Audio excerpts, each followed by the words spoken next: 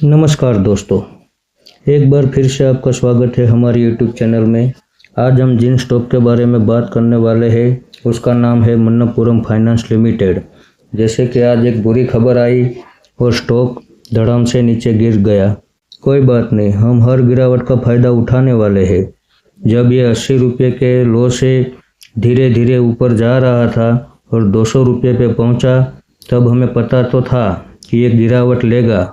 अब 200 रुपये से गिरावट लेता है, 250 रुपये से लेता है, ये हम नहीं जानते हैं, लेकिन जहाँ से भी गिरावट लेगा बहुत बड़ी गिरावट लेगा। बस उसी गिरावट का हम इंतज़ार कर रहे थे।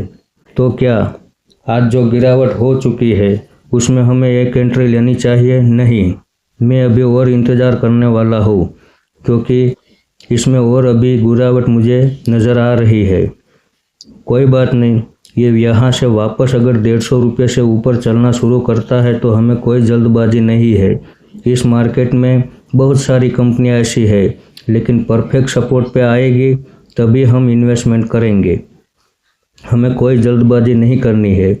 जैसे कि आप देख रहे हो 120 रुपये पे उसका पहला सपोर्ट नज़र आ रहा है, तो हम 120 रुपये पे इन्वेस्टमेंट करेंगे। दूसरा सपोर्ट 90 रुपये पे आ रहा है, वहाँ पे हम इन्वेस्टमेंट करेंगे। अब तीसरा सपोर्ट बहुत दूर है, जैसे कि आप देख रहे हो 40 रुपये पे। हो सकता है वहाँ तक भी गिरावट कर दे और ना भी करे, लेकिन हमें तैयार रहना पड़ेगा। उस सपोर्ट को हम ध्यान में रखेंगे, तभी हम 120 के लेवल पे पागल होकर इन्वेस्टमेंट नहीं करेंगे। इसी सपोर्ट को देखना है, 40 रुपये तक भी ये गिरावट कर सकता है, तो उस हिसाब से ही हमें 120 पे थोड़ा सा इन्वेस्टमेंट करना है।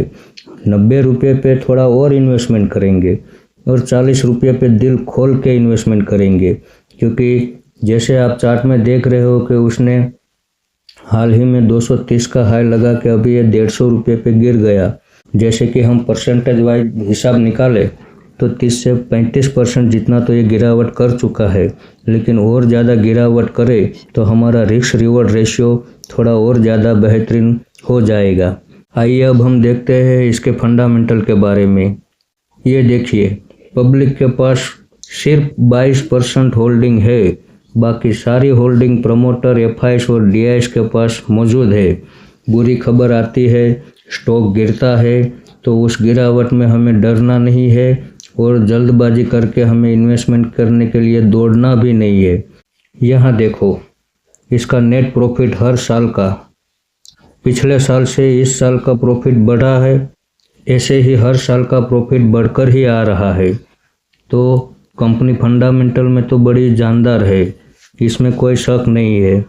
यहाँ देखो, हर क्वार्टर इनका प्रॉफिट आ रहा है, अच्छा खासा प्रॉफिट आ रहा है, और हर क्वार्टर का प्रॉफिट पिछले क्वार्टर से बढ़कर ही आ रहा है। तो जैसे कि बुरी खबर आई, स्टॉक गिर गया, अब क्या होगा? रिटेल निवेशकों के हाथ से स्टॉक छूट जाएगा और जिन लोगों के पास नहीं होगा वो भी जल्दबाजी में यहाँ इन्वेस्टमेंट कर देंगे। हर अच्छे स्टॉक को गिरने का एक बहाना चाहिए।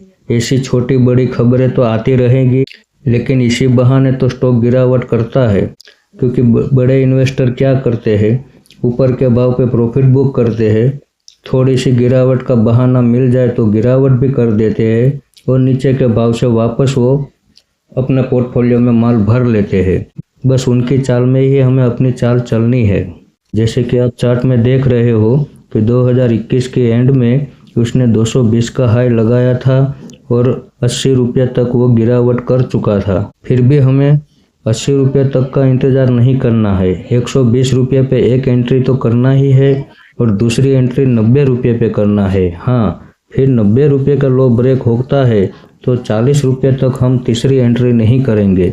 लास्ट एंट्री हमारी 40 रुपये पे होगी और वहाँ दिल खोल के हम इन्वेस्टमेंट करेंगे। भले ही हमें 3 से 4 साल का होल्डिंग रखना पड़े, लेकिन ये वापस अपने 230 का हाई ब्रेक करेगा और अच्छा खासा रिटर्न हमें देगा। इस बात का हमें इस कंपनी पे भरोसा है। ऐसे ही अच्छे टेक्निकल और फंडामेंटल वाले स्टॉक आपके सामने लाता रहूँगा। आपने यहाँ तक मेरा वीडियो देखा, इसके लिए आपका बहुत बहुत धन्यवाद।